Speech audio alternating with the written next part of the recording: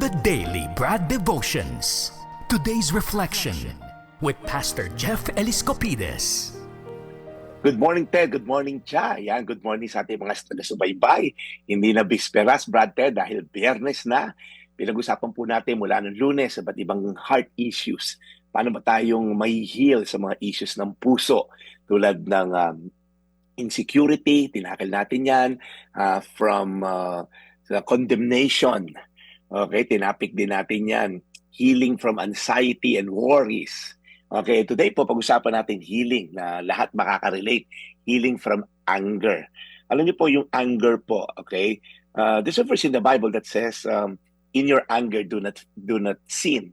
Kasi po si Jesus mismo, he got angry and yet he did not sin. Medyo mahirap po yan, pero pagka kasi nagkakaroon tayo ng anger, okay? Pag hindi ito na-manage, ang dami po nangyayari. Nasasaktan mga relationships, nasasabi yung hindi dapat sabihin, nasusunog yung trust, alright? Nagbe-burn ng bridges, ika nga. So, pag tinanong natin, ano ba nagiging cause ng anger? Well, marami pong causes yan. Ilan lang po dyan yung unmet expectations. Nag-expect ka, dapat ganito siya, dapat ginawa niya yon, pero hindi nangyari. Okay? Yung anak mo, nagalit ka, asawa mo, nagalit ka. So, yung frustration po na yon, nag-result to anger. So, pangalawa po, yung mga deep hurt and past wounds, minsan hindi ka lang galit, nasaktan ka kasi. So we talk about that, yung mga rejection, betrayal, words spoken over you, nagkaroon po yan ng trauma sa'yo growing up, kaya triggers mo yon para magalit. Pangatlo po, yung pong anger ay bungad po ng we want to be in control. So anger happens pagka po gusto mong masunod yung isang bagay, gusto mong makontrol yung isang sitwasyon, at pag hindi po ito nangyari at hindi sumunod yung tao, natitreten po yung ating control. So the more you try to control everything, the more anger controls you actually. Kaya sabi po sa Kawikaan 14:29, ang mapagpasensya ay mas higit ang karunungan. Ngunit ang madaling magalit ay magpapakita ng kahangalan. So yun daw pong tao na can overlook offense. Yung tao daw po na mapagpasensya, as mas wise daw po yan kaysa sa tao na pinapakita agad yung frustration, yung galit. So ano po yung biblical cure sa anger? Number one, surrender your emotions to God. Sabi sa isang Psalm 55, cast your cares on the Lord. Okay? Hindi mo kayang i-handle ang lahat. Yan ang realidad. Hindi ka in control sa lahat ng bagay.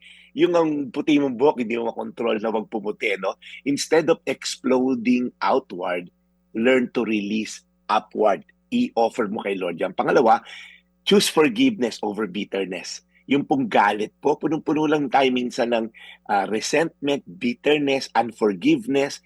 Kaya sabi sa isang verse sa Ephesians, get rid of all bitterness, forgiving each other. So yung pong forgiveness doesn't say, okay lang yung ginawa mo, tapos mamaya magagalit ka. You see, forgiveness says, I refuse to let what you did to me. Okay? I refuse to let me control ng mga bagay na ginawa mo sa akin. So again, pag tao po ay nakapagpatawad, malaki ang chance sa mawawala yung galit natin. And lastly, let the Holy Spirit, yung presensya po ng Diyos, transform our lives. Sabi sa Galatians, the fruit of the Spirit, patience, self-control.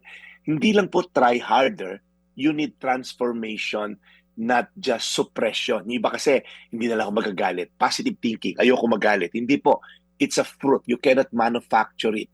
Ang tunay na pagbabago galing sa loob, hindi behavioral modification. So again, as I end, if you struggle with anger, una mong gawin, i-identify mo yung real root. Hurt ba yan? Control ba yan? Frustration ba yan sa unmet expectation? Pangalawa, pause before reacting. Iba sa inyo, pause before typing, pause before replying. Pangatlo, pray before responding. Yan po pinaka-powerful.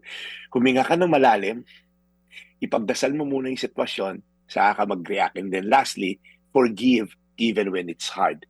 Hindi ka tinawag ni Lord para maging reactive. Tinawag ka ni Lord para maging reflective. I-reflect mo yung kabutihan ng Diyos at karakter ng Diyos sa puso mo. So, your anger is not your identity. Hindi ka mainitin ng ulo lang. You are someone God is healing. You are in a process. Because uncontrolled anger destroys, but surrendered anger transform. Ulitin ko po yung verse natin, Kawikaan 14:29, ang mapagpasensya ay mas higit ang karunungan. Ngunit ang madaling magalit ay magpapakita ng kahangalan. Tayo po'y manalangin, Lord, salamat po. Alam namin, Lord, na Ikaw ang Diyos na humubog sa amin. We're created in the image and likeness of God. At kami, Lord, ay binabago mo, tinatransform mo. Lord, baguhin niyo po kami. Yan po ang aming declaration ngayon. Instead of saying, ganito na talaga ako minana ko to mainitin ang ulo ko ganito kasi mga kasama ko Lord, i-declare namin, Lord, baguhin niyo po ako. Bigyan niyo po ako ng grasya para magbago. And when God heals your heart, your reactions will follow. So Lord, tulungan mo kami, Lord God, na ma-replace ng peace ang anger. Ma-replace, Lord God, ng joy yung unmet expectation that leads to frustration. Thank you, Lord. Sa weekend na parating, tanggalin niyo po yung galit sa mga puso namin at tulungan mo kami, Lord, mamuhay ng payapa. Ito po ang aming dalangin sa pangalan ni Jesus. Amen, amen, amen. Brad Ted, sorry, papaalam lang ako. I need to go. At ito po yung Daily Brad, your daily dose of inspiration. Mga kapatid, para sa iba pang mga balita at impormasyon, sundan niyo po kami sa X, Instagram, Facebook at syempre sa TikTok, True Network PH. Mag-subscribe din po kayo sa aming YouTube channel, True Network. May website din po tayo, truenetwork.ph, at pwede niyo rin po kaming mapanood sa Channel 19 ng aming True FM TV. Lagi pa rin makinig sa radyo dito po sa 105.9 True FM dahil dito, laging true sa'yo, kapatid. Dito tayo sa totoo, tunay at tapat.